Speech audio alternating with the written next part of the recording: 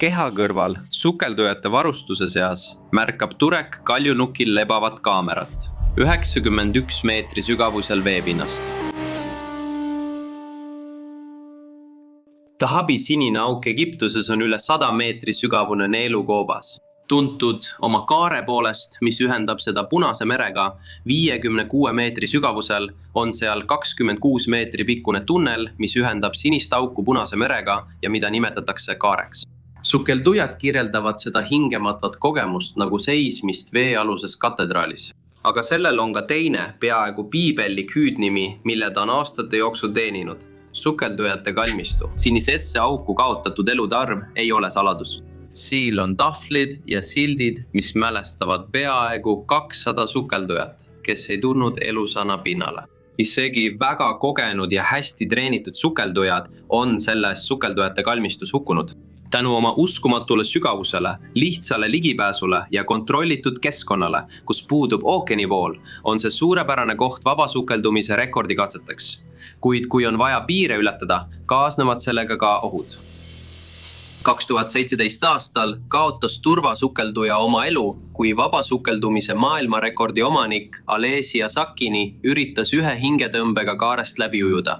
Ta kaotas poolel teel suuna ja Stephen Keenan, 39-aastane Dublinist pärit ning üks ala kogenumaid sukeldujaid, ujus talle appi ja tõi ta ohutusse. Kuid ta kaotas päästmise ajal teadvuse ja uppus. Sinine auk tõmbab ligi igasuguse kogemuse ja kvalifikatsiooniga sukeldujaid. Kaunid looduslikud moodustised, mis ühendavad avatud ookeani suletud keskkonnaga, tekitavad turvalise ja põneva tunde. Aga just see õhuke piir viib selle täpselt piiri peale ja meid tõmbabki see piiripealsus. Eksperdid on eri meelt selles osas, kas see koht väärib oma õõvastavat mainet. Ohvrite arv on suur, kuid seni kuni jääd oma väljaõppe ja kogemuste piiridesse, on kõik korras. Kaare sügavus 56 meetrit on enamiku inimeste jaoks täiesti piiridest väljas ning ka professionaalsete vabasukeldujate jaoks piiride äärel. See sügavus on samuti enamiku harrastussukeldujate jaoks piirist veidi üle ja vaid väga piiratud hulk inimesi omab väljaõpet, kogemusi ja varustust, et sukelduda 100 meetri sügavuse neelu põhja. Enamiku snorkeldajate, vabasukeldujate ja harrastussukeldujate jaoks leidub nende kogemuste ja mugavustaseme piires huvitavaid objekte, mida avastada. Pinnal asuv sadul, kust ookean voolab neelu sisse, on 6 meetrit sügav, mis teeb sellest ideaalse koha snorgendamiseks. Just piisavalt sügav, et sukelduda ja avastada. Siil on osa nimega El Bell ehk The Bells, mis laskub 26 meetri sügavusele ja viib seejärel läbi lühikese kaare ookeani. Jällegi, see jääb täpselt harrastussukeldujate piiridesse ning vabasukeldujad saavad laskuda mööda laskumisliini Blue Hole'is, et testida oma isiklikke sügavuse piire. Kuid enamikule sukeldujatele on tõeline Mekka 56 meetri sügavusel asuv kaar, mis jääb enamiku sukeldujate piiridest väljapoole. Ma räägin pidevalt nendest piiridest ja need ei ole suvaliselt välja mõeldud numbrid. Selle loo mõistmiseks on 3 piiri: aeg, sügavus ja gaas.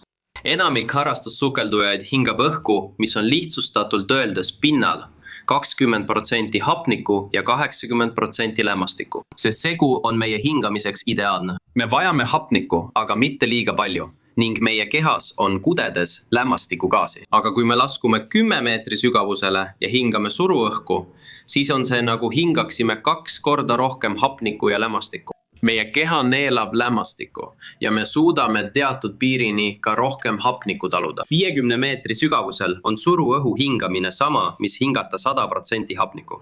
Me suudame seda teatud aja taluda, kuid mitte siis, kui läheme palju sügavamale. Tegelikult on absoluutne piir suruõhu hingamisel hapniku seisukohalt 60–70 meetrit. Ja sa hakkad kogema krampe ning siis oledki surnud. Aga on ka teisi piiranguid, mis on seotud lämmastikuga. Sinu keha neelab laskumisel aeglaselt lämmastiku, kuid üles tõustes peab ta selle lämmastiku välja viima. Seega on olemas sügavuse ja aja piirangud. Mida rohkem aega sa veedad või mida sügavamale sa lähed, seda rohkem lämmastikku su keha neelab ja seda kauem võtab selle väljutamine aega. Rekreatsioonisukeldujate sügavuspiir, kui hingatakse õhku, on 40 meetrit. et mitte läheneda hapnikumürdistuse sügavuspiirile ja 40 meetri sügavusel on sul ainult 9 minutit enne, kui pead tõusma hakkama. Kui sa veedad seal kauem kui see aeg, pead hakkama tegema dekompressiooni peatusi, et anda lämmastikule aega kehast väljuda, kuid samal ajal hakkad sa ka lämmastikku koguma. Umbes 30 meetri sügavusel tekib narkoos. See on lämmastiku narkootiline mõju sinu kehale. Mida sügavamale sa lähed, seda uimastatumana sa end tunned. Mõned inimesed taluvad seda paremini kui teised. Teatud sügavusel saab igaüks uimastatud. Ja lämmastikunarkoos kaob üles tõustes sama kiiresti, kui see alla minnes tekib. Kõik see eeldab, et sul on piisavalt õhupaake, et sukeldumine üldse ette võtta, sest sügavamal hingad sa sisse rohkem suruõhku kui pinnal. See on lihtsalt kokku surutud väiksemasse ruumi. Blue Hole'i kaar, mis asub 56 meetri sügavusel, on tegelikult sellest ohutuspiirist kaugemal, kuid tehniliselt on see siiski võimalik. See ei ole nii sügav kui 60–70 meetrit, mis on hapniku toksilisuse piir. Kui sa usud, et suudad taluda lämmastikunarkoosi, siis võib-olla tunned end sellel sügavusel mugavalt. Enamik sukeldumisarvuteid kasutab dekompressiooni mudelit. Nii et kui ületad oma piire, ütleb see sulle, kus teha dekompressiooni peatusi. Ja kui oled kogenud sukelduja, kes on rahulik ja tasakaalukas, siis tõenäoliselt ei hinga sa nii kiiresti kui kogenematu sukelduja. Nii et võib-olla kestab üks õhupaak piisavalt kaua, et sukeldumine lõpuni teha, kui kõik läheb täpselt plaani järgi. 2000 aasta aprillis külastab Blue Hole'i kogenud ja vastutustundlik Vene-Iisraeli sukeldumisõpetaja Juri Lipski. 22-aastane, ta räägib mitme kohaliku sukeldujaga, et jagada oma plaane ja saada veidi kohalikku teavet kaare kohta. Üks neist sukeldujatest on Tariq Omar, kogenud tehniline sukelduja, kes on Blue Hole'is sukeldunud alates 1992 aastast ning pärast 8 aastat selles kohas tunneta seda paika väga hästi. Tarek ütleb Jurile, et enne kaarde sukeldumist vajab ta 2-nädalast tehnilise sukeldumise väljaõpet. Harrastussukeldujad saavad alati otse pinnale tõusta ilma dekompressiooni peatusteta. Kuid koopas või kaares ei saa sa lihtsalt pinnale tõusta ning 56 meetri sügavusel ei ole üks õhupaak ideaalne. Tehnilised sukeldujad on koolitatud planeerima erinevate sügavuste jaoks, mida nad sukeldumise jooksul läbivad. Nad on harjutanud lisavarustuse ja baluunide kasutamist, mida on vaja ohutuks sukeldumiseks. Nad on koolitatud vähendama sügavamate osade jaoks hapnikuprotsenti ning asendama lämmastikku heeliumiga, et vähendada lämmastiku mõju. Narkoositeadus muudab piiride ulatust. Tehnilise sukeldumise instruktorina mõistab Tarek neid piire. Ta teab ka, mida tähendab nende piiride eiramine. Tema hüüdnimi on The Bone Collector. Ühe vähestest sukeldujatest, kes on piisavalt koolitatud ja kogenud, et jõuda 100 meetri sügavuse neelu põhja, on tal olnud sünge ülesanne tuua välja sukeldujate kehasid, kes ei ole neist piiridest aru saanud või on lihtsalt arvanud, et teavad paremini. Juri mõistab, et tal ei ole sellel reisil piisavalt aega, et läbida 2 nädala pikkune väljaõpe ühe kohaliku tehnilise sukeldujaga. 28. aprillil suundub Juri sukeldumiskohta, seab üles oma sukeldumisvarustuse ja peakinnitusega kaamera, et oma sukeldumist filmida. Ta peab järgmisel päeval koju lendama ja see on tema viimane võimalus Blue Hole'is sukelduda. Me ei tea täpselt, mis tema kavatsused on. Mõned kohalikud ja kogenumad sukeldujad on öelnud, et ta rääkis nendega 56 meetri sügavusele sukeldumisest, et näha kaart. Kaare alt läbi sukeldumine ühe 12-liitrise õhupaagiga on varemgi tehtud, aga see on tehniliselt täiesti piiri peal ja peaaegu mingit eksimisruumi ei ole. Kohalikud sukeldumismeistrid ütlesid talle, et nad ei vii teda kaare alla ilma korraliku väljaõppe ja varustuseta. Teised sukeldujad ütlesid, et ta plaanis teha enne nende põrksukeldumise. Laskuda nii sügavale kui võimalik, et püstitada uus isiklik rekord ja siis pinnale tõusta. Juri paneb peale oma 12-kilose raskusvöö ja BCD ehk ujuvuskontrollseadme, mis on täispuhutav jope, mis võimaldab tal oma ujuvust kontrollida ja sukeldumissügavusel hõljuda. Juri on noor instruktor, on üsna tõenäoline, et tal ei ole piisavalt raha uue varustuse ostmiseks ja on võimalik, et tema BCD on kasutatud. Mitmete sukeldumistega ma ei tea, mis seisukorras see on ilma BCD-ta. Tema raskus muudaks ta negatiivselt ujuvaks ja ta vajuks siniaugu põhja 100 meetrit allpool veepiiri. 12 kilogrammi pliid tema raskusvööl on võib-olla veidi palju. Aga kui sukeldumisõpetaja, siis ma eeldan, et ta teab, kuidas õige kogus välja arvutada. Nüüd on olemas video Juri peakaamerast. Kui tunned end mugavalt seda vaadates, jätan lingi kirjeldusse. See ei ole meeldiv ja ma ei soovita sul seda vaadata. Aga ma võtan mõned lõigud ja proovin selgitada, mis minu arvates võis juhtuda. Aga see on vana video ja palju on udune, nii et seda pole lihtne tõlgendada ning me ei tea, mida Juri tegelikult plaanis. Me teame, et ta tahtis kaart näha, aga me ei tea, kas ta otsustas kohalike sukeldumismeistreid eirata ja teha kiire süvasukeldumise. Või kui tal oli midagi muud mõttes, siis sukeldumisinstruktorina peaks ta teadma, et üksi sukelduda ei tohi. Seega ma ei arva, et ta teeb parimaid otsuseid. Video algab kell 17.02 ja esimesed 3 minutit näitavad, kuidas Juri kontrollib oma kaamera varustust ja suundub veele, kuni jõuab kõige sügavamasse kohta. Tema hingamine on ühtlane ja rahulik, nagu kogenud sukelduja puhul ootaks. Umbes kell 17.05 hakkab ta laskuma üsna kontrollitud tempoga kell 17.05 ja 56 sekundit. Kuulete, kuidas ta tõmbab rahulikult ja ühtlaselt hinge. Kell 17.06 kostub vaevu kuuldav heli, mida võiks peaaegu pidada kiljatuseks. Aga ma usun, et see on Juri, kes hakkab oma kõrvades rõhku võrdsustama. Mul tekib mõnikord sama heli, kui ma kõrvades rõhku võrdsustan. Tema hingamine on endiselt rahulik ja metoodiline. Kell 17.06.09. Kuuled, kuidas ta jälle kõrvades rõhku võrdsustab. On veel mõned teised helid, millest ma aru ei saa ja ma ei usu, et need on olulised. Juri ei paista neile reageerivat. Kui ta jätkab laskumist kell 17.06.25, kuuled, kuidas ta kasutab oma inflaatorit, et lisada õhku oma BCD-sse, aeglustada laskumist ja kontrollida ujuvust. Tema hingamine on rahulik. Kell 17.07.38 lisab Juri oma BCD-sse õhku. Minu arvates peale selle, et ta teeb seda sukeldumist üksi, mis ei ole eriti hea mõte.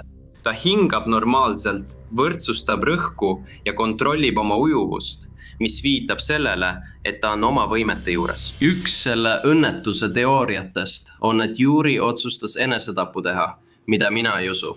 Ta rääkis teistele sukeldujatele, et leida kedagi, kes temaga kaasa läheks, kui nemad ei tahtnud minna. Ta otsustas üksi minna ja ta üritab oma sukeldumist kontrollida. Tema hingamine on ühtlane ja rahulik, mitte katkendlik ega raske. Kuid järgmise 30 sekundi jooksul muutub valgus nähtavalt, kui Juri laskub sügavamale. Ja kell 17.88 annab tema arvuti piiksu, mis võib olla sügavusalarm, kui ta ületab 30 või 40 meetri piiri. Või on ta ületanud arvuti dekompressioonita piiri, mis tähendab, et ta peab üles tõustes tegema dekompressiooni peatusi. Ja ta on juba ületanud harrastussukeldumise ohutuspiirid, sest nähtavus langeb järsult. Ainus vihje tema laskumise kiiruse kohta tuleb osakestest ja mullidest, mis liiguvad mööda kaamera objektiivi. Tundub, et tema laskumise kiirus tõepoolest suureneb. Kui see oli sügavusalarm 40 meetri juures, siis jõudis ta sinna 3 minutiga. 13 sekundit hiljem, kell 17.8.21, tundub Juri põrkab vastu kitseneva seina külge ja ma arvan, et ta on põhja lähedal. Ta pole peaaegu 1 minuti jooksul oma BCD-sse õhku lisanud, mis tähendab, et tema laskumine ei ole enam kontrolli all. On võimalik, et tema BCD ei täitu õhuga ja ta teab seda, seega ta ei pumpa seda, sest see ei tööta niikuinii. Aga tema hingamine on endiselt rahulik ja tasakaalukas, nii et ma arvan, et ta arvab, et tal on praegu veel kõik kontrolli all. Ma pean eeldama, et ta on allpool 30 või 40 meetrit ja see on umbes see sügavus, kus sukelduja hakkab kogema lämmastikunarkoosi. Mida sügavamale ta läheb, seda uimastatumana ta end tunneb ja seda vähem on tõenäoline, et ta suudab sukeldumist kontrolli all hoida. Vähem kui 60 sekundiga on Juri läinud kontrolli illusioonist ohtlikku tsooni. Kell 17.08.30 näeme esimest korda tema arvutit ja see näitab tema sügavuseks 817 meetrit. Vähem kui 12 sekundit hiljem näeme tema arvutit peaaegu 10 meetrit sügavamal, 898 meetri peal ja mõned sekundid hiljem juba 916 meetri sügavusel veepinnast. Sellel sügavusel on ta juba piiridest kaugemal, kus inimesed hakkavad kogema hapnikumürgistusest tingitud krampe ning ta kogeb kindlasti tugevat lämmastikunarkoosi. Järgmiste minutite jooksul, kui Jüri roomab mööda Blue Hole'i põhja, on tunda, et ta püüab meeleheitlikult olukorrast välja pääseda. Aga tema hingamine on siiski veel üsna ühtlane. Kell 17.09.01 kasutab ta taas oma PCD täitenuppu, kuid tundub, et sellest pole mingit abi. Ta kindlasti ei hakka tõusma. Võib-olla pole ta piisavalt õhku lisanud või on PCD-ga mingi probleem. Selleks hetkeks pole tal piisavalt õhku, et pinnale tagasi jõuda. Aga see ei oma tähtsust, sest tema aju lihtsalt ei tööta korralikult.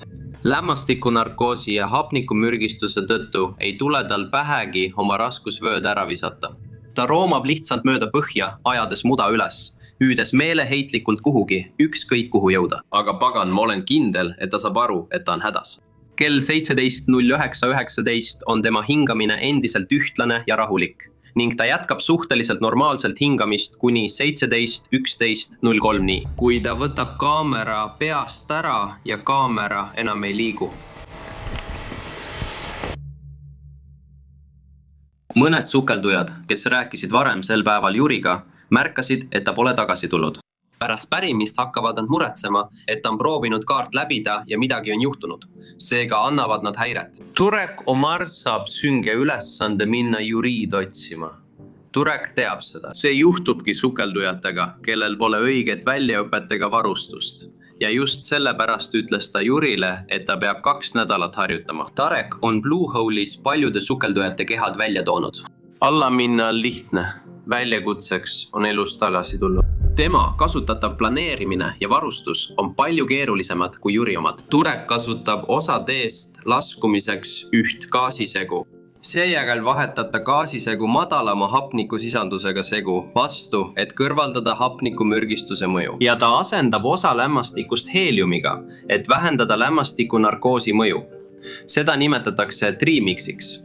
Ning hapniku, lämmastiku ja heeliumi protsente kontrollitakse hoolikalt. Iga sügavuse jaoks, kuhu Turek jõuab, on tal mitu ballooni, millest igaühes on erinev segu, mille vahel ta saab vahetada. Kui ta laskub ja seejärel taas tõuseb koos Jüri kehaga sukeldumisel, mis võtab laskumiseks minuteid, leiab Turek Jüri keha ja tema kaamera. Seejärel veedab ta 3 tundi pinnale tagasi tõustes, tehes pikad dekompressiooni peatused. Kui Tarek jõuab pinnale, näeb ta, et Jüri PCD-l on täis puhutav õhupaadi katki läinud ja see, mis kontrollib tema ujuvust, ei hoia järgmistel päevadel enam õhku. Turek annab varustuse üle Jüri emale. Ta palub Turekil aidata tal varustust lahti võtta ja kaamerat kontrollida koos. Nad vaatavad videot, mille Jüri salvestas. Seda videot on paljud eksperdid põhjalikult analüüsinud. On mitmeid seletusi ja küsimusi, millele me ei suuda kunagi vastata. 2 küsimust, mis mulle eriti silma paistavad, on, kas ta kavatses sukelduda kaare juurde või plaanis ta teha madalama sukeldumise? Ja kas tema PCD purunes, põhjustades tema laskumise või jäi see kuhugi kinni, kui ta ringi roomas? Minu arvates tundus ta oma viimastel hetkedel kogu sukeldumise vältel rahulik, mis viitab sellele, et PCD ei purunenud tema laskumise ajal. Ma arvan, et ta kannatas juba lämmastikunarkoosi ja hapnikumürgistuse alla. Kui ta põhja jõudis, arvan, et tema keskendumine hajus laskumise ajal ja ta ei saanud aru, kui sügavan ta oli. Ja siis rebis ta põhjas PCD katki. Oli see siis kaalutlusviga või varustuse rikke, aga kui ta jõudis 90 meetrini, oli juba liiga hilja. Tal ei olnud vaimset võimekust, et raskusvöö vabastada. Ja tal poleks olnud piisavalt õhku, et teha 3 tunni pikkused dekompressiooni peatused, et pinnale tagasi jõuda. Turek ütleb, et ta kahetseb alati seda, et Jüri ema vaatas oma poja surmavideot.